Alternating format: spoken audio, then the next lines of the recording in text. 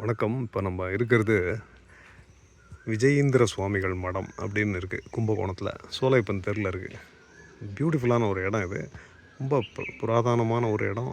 ஏகப்பட்ட பெருமைகள், அதிசயங்கள் நடந்த இடம். அங்கே அதில் ஒரு சின்ன பகுதியாக இருக்கிற இந்த பூதராஜர் அப்படிங்கிறவரோட இந்த சன்னிதானத்தில் இருக்கோம் நம்ம.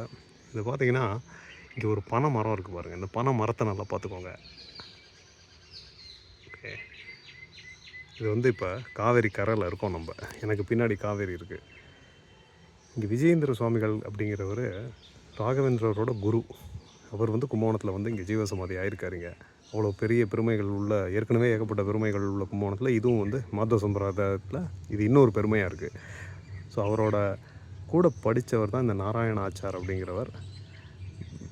விஷ்ணு தீர்த்தருங்கிற ஒரிஜினல் பேர் இருக்கிற விஜயேந்திரர் பின்னாடி விஜயேந்திர சுவாமிகள்னு ஆகும்போது தன்னை விட்டு அவர் பிரிஞ்சிருவாரோ அப்படின்னு அச்சப்படுற இந்த நாராயணாச்சார் என்ன பண்ணுறாருனா, ஒரு வாயு ரூபமாக மாறி இதோ இப்போ நம்ம பார்த்த பனைமரத்து மேலே இன்றைக்கும் குடிக்கொண்டு இருக்கார். அவர் தான் தவ வலிமையால் விஜயேந்திர சுவாமிகளோட பல்லாக்கையும் தூக்குவார் அப்படின்னு சொல்கிறாங்க. இந்த தெருவில் எல்லாருக்கும் நாராயண பூதம் அப்படின்னா தெரியும். இந்த இடத்துக்கு பேர் பூதராஜ கட்டே அப்படின்னு சொல்லி, இந்த காவேரி கட்டை இல்லையா, அதனால் பூதராஜ கட்டைன்னு சொல்லிட்டு இருக்குது. இவரோட இடத்துல இங்கே ஒரு மிருத்திகை, அதாவது மண் இருக்குது. அதை எடுத்து பார்த்தீங்கன்னா எல்லா தீய சக்தியிலையும் அழிச்சிருவார் அப்படின்னு சொல்லி ஒரு ஐதீகம் இருக்குது. இது நிஜமாகவே கண்கண்ட ஒரு தெய்வமாக இருக்கார்.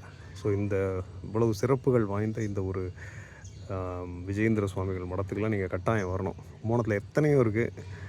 இது அதுலேயும் இதுவும் ஒரு சிகரமாக இருக்குது. அந்த மாதிரியான ஒரு இடம்தான் இந்த நாராயண பூதராஜர் அப்படின்னு சொல்லப்படுற நாராயணாச்சாருடைய இடம். இது ரொம்ப பெரிய விஷயம் அதெல்லாம். அதனால் நீங்கள் நேரம் கிடைக்கும் போது இங்கே வாங்க. இப்போ பார்த்தீங்கன்னா இங்கே பின்னாடி தான் அந்த ஒரு கூரை ஷெட் இருக்கிறது தான் காவேரி. ஸோ அவ்வளோ பக்கத்தில் இருக்குது நம்ம இந்த சுவாமிகள் மடம். அதனால் நேரம் கிடைச்சா இங்கே கட்டாயம் வாங்க.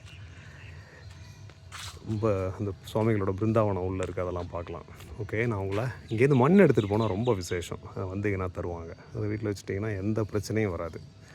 ஓகே, நான் உங்களை இன்னொரு வீடியோவில் பார்க்குறேன்.